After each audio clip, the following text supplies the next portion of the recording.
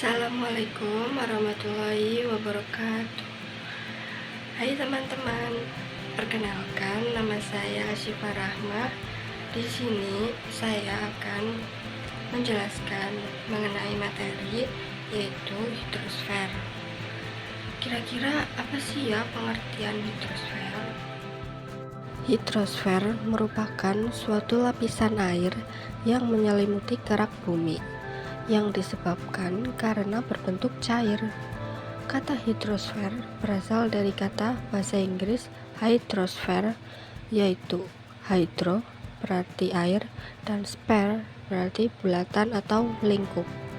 Permukaan bumi yang ditutupi oleh air atau lapisan yang menutupi permukaan bumi ini disebut hydrosphere. Dengan demikian, bisa atau dapat dikatakan pula bahwa hidrosfer ini lapisan air sumber kehidupan utama bagi manusia.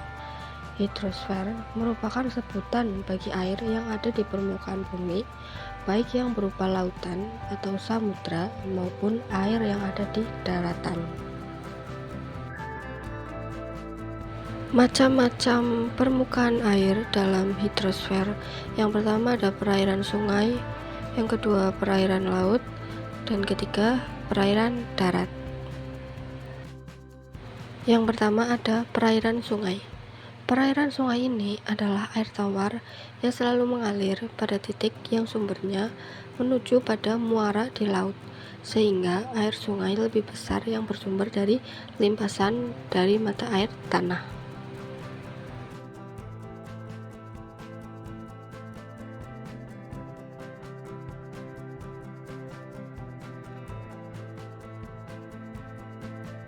Yang kedua ada perairan laut.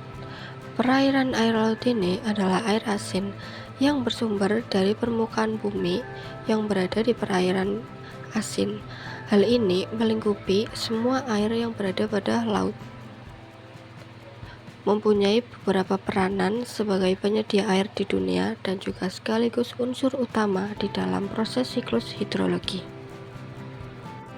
Contoh dalam perairan laut adalah pesisir.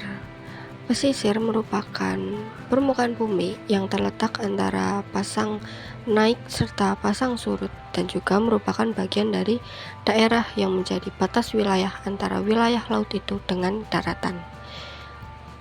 Yang kedua ada pantai. Pantai ini merupakan perbatasan daratan dengan laut yang seolah membentuk suatu garis pantai. Terdiri dari pasir serta terdapat di wilayah pesisir laut.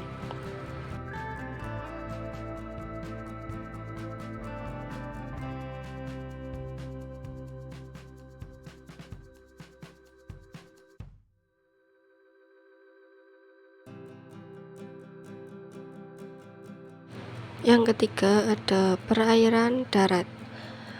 Perairan darat ini adalah air tawar yang bersumber dari tanah yang dangkal dari permukaan bumi dan juga berbagai air yang terdapat di sungai atau danau. Merupakan seluruh tubuh perairan yang terjadi serta berada di daratan.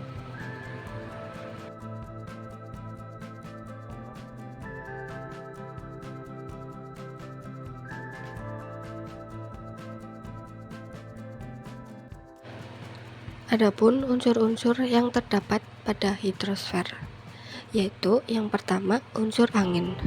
Unsur angin adalah suatu sumber yang menentukan sebuah kekuatan temperatur dari udara atau juga pada kondisi uap air di suatu tempat.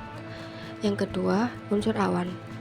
Unsur awan adalah kumpulan dari beberapa sumber titik air atau es dengan jumlah yang sangat banyak ataupun juga merupakan bagian dari inti kondensasi tanah.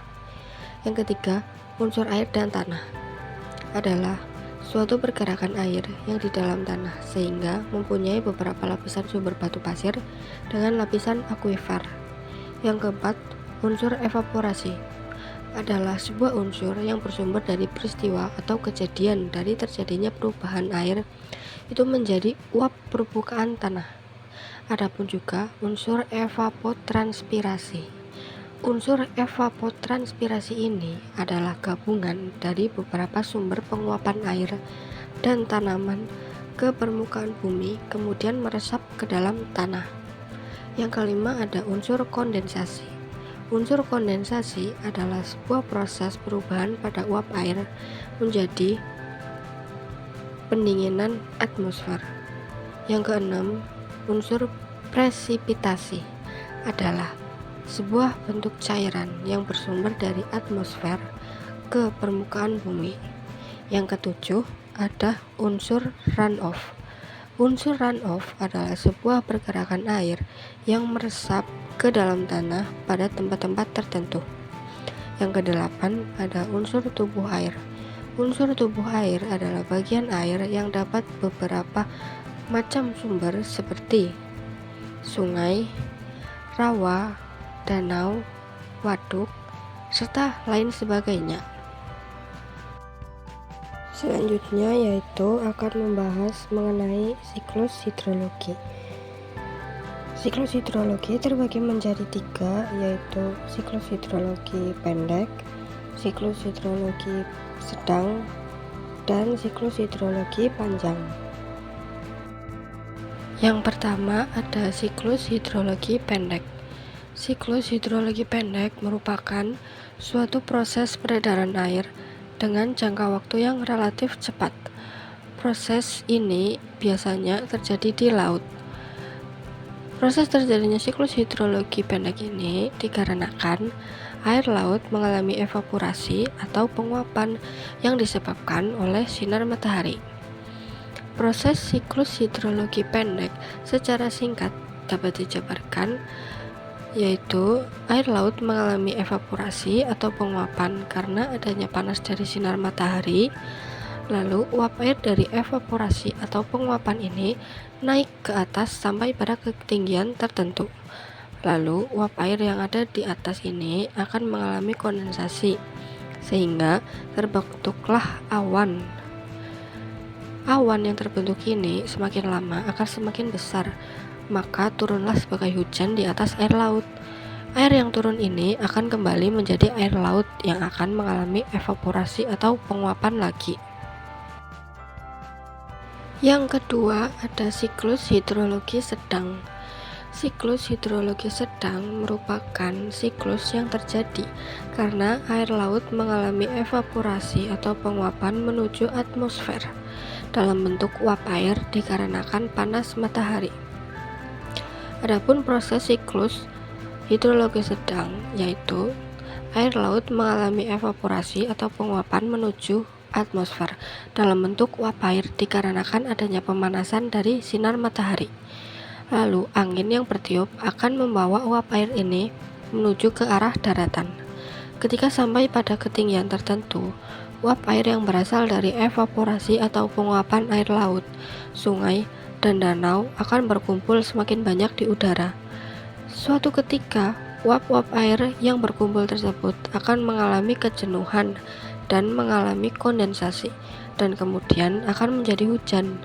Air hujan yang jatuh di daratan ini kemudian akan mengalir ke parit, selokan, sungai, danau, dan menuju ke laut lagi. Yang ketiga ada siklus hidrologi panjang. Sama dengan siklus pendek dan juga sedang, siklus panjang ini juga dimulai karena adanya penguapan atau evaporasi dari air laut akibat panas atau penyinaran oleh matahari. Untuk proses atau tahap-tahapan dari siklus hidrologi panjang yaitu panas matahari yang menyinari bumi akan menyebabkan air laut dan juga permukaan-permukaan yang berbentuk air mengalami penguapan atau evaporasi yang berbentuk uap air. Angin yang berembus akan membawa uap air tersebut ke arah daratan dan bergabung bersama dengan uap air yang berasal dari danau, sungai, dan juga tubuh perairan lainnya, serta hasil transpirasi dari tumbuhan. Uap air ini akan berubah menjadi awan dan turun sebagai presipitasi atau hujan. Air hujan yang turun sebagian akan meresap ke dalam tanah atau infiltrasi menjadi air tanah.